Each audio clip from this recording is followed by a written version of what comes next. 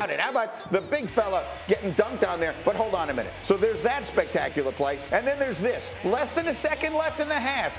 Oh, my goodness, can't he? Gee, that's how you know he's in his bag and he's at another level right now. People wouldn't even think to attempt to take a shot like that. This guy's playing NBA 2K, but in real life. That's unbelievable. He had 29 at the half, including two of the most spectacular plays of the year. Meanwhile, he wasn't anywhere near done. 5 minutes to go in the fourth. It's a game. It's an 8-point game. Just count the defenders. Let's play a game of count the Spurs defenders that are around him and can't do a thing about it. 1, 2, 3, 4.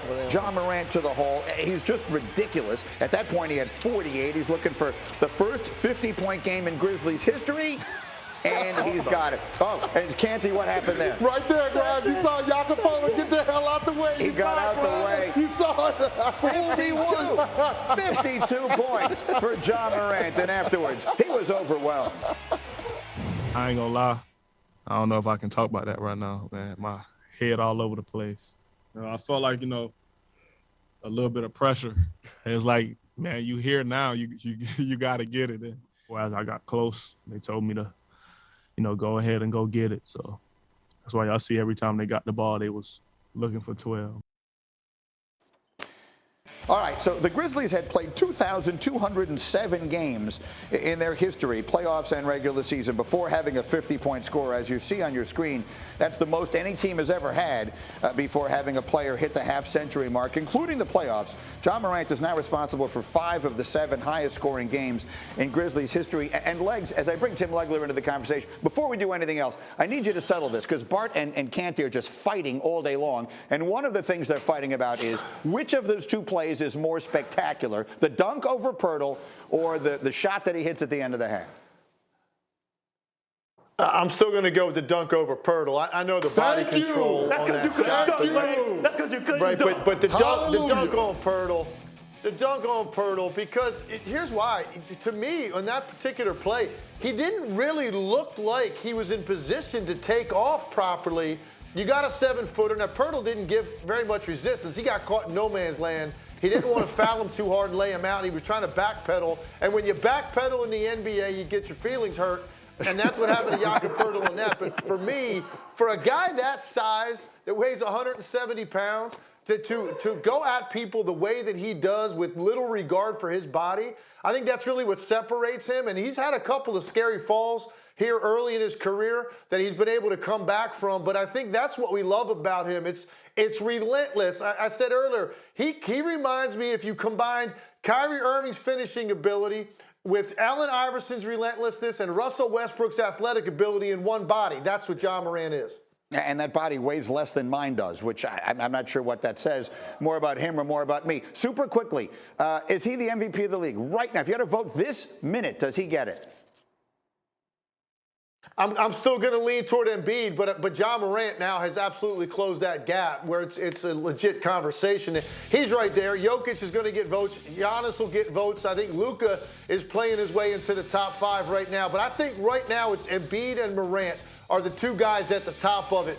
Listen, I want to say right now, anybody that detracts from Ja Morant by saying that his team was 11-1 while he was out earlier this year, they don't understand really how basketball works. The reason you could go 11-1 without him on the court is because of the tone he has set with that team and the leadership and the confidence he's given that group that they've got him on their team. That's how you go out and continue to win. But what he is doing right now, he's electrifying us every night. And this is the time of the year when people start to make up their minds. He keeps giving us eye candy like he did last night. Ja Morant may very well sweep in and take this at the end, but I still think it's Embiid's to lose.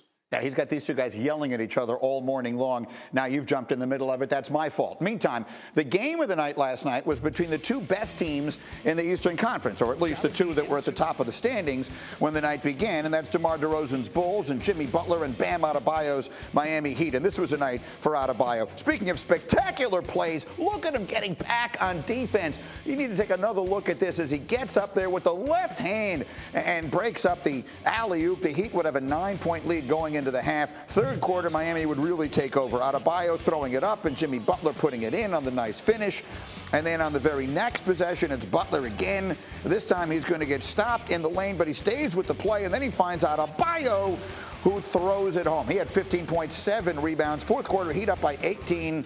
Max Strus finding Caleb Martin, and Caleb Martin puts an exclamation point on a big win. 13-point victory. Heat take it 112-99. And so Miami now 2 games ahead of Chicago for first in the East. And while our analytics give the Heat a 99% chance to have the 1 seed in the East, the Vegas numbers, Caesars, gives the Nets, the Bucks, and the Sixers shorter odds to win the title than the Miami Heat. So that's basically the way it feels like it's gone all year long. The Heat and the Bulls have been up at the top of the standings, and people sort of struggle to take them seriously. So I guess I would ask you, Miami, Philly, whatever Brooklyn is going to become, Milwaukee, who's the team to beat in the Eastern Conference going down the stretch?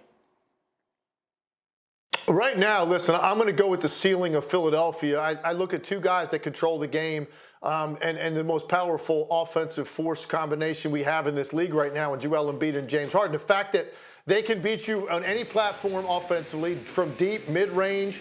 They can beat you on finishing drives. But then more importantly, they can beat you by controlling the game at the foul line, and we've seen some of it. I've been shocked at how seamless this integration has been, because Joel Embiid has never played with a ball-dominant guard that's a high-volume shot taker at the point guard position. And James Harden certainly has never played with a big that was more than a pick-and-dive guy. So for these 2 guys to look this good so fast, I think that's kind of scary. My question for Philly ultimately is going to be, do they have enough shooting? Because once they start to play some of the better defensive teams in this league that are going to load up in the paint, is there enough there to knock down perimeter shots to take pressure off of those 2 guys? That's what we have to see. But I love the ceiling of those 2 players and what they present from a defensive game plan standpoint. Nobody's got the personnel and nobody's got enough scheme to deal with those 2 guys on the same night. Thank you for watching ESPN on YouTube. For live streaming sports and premium content, subscribe to ESPN+.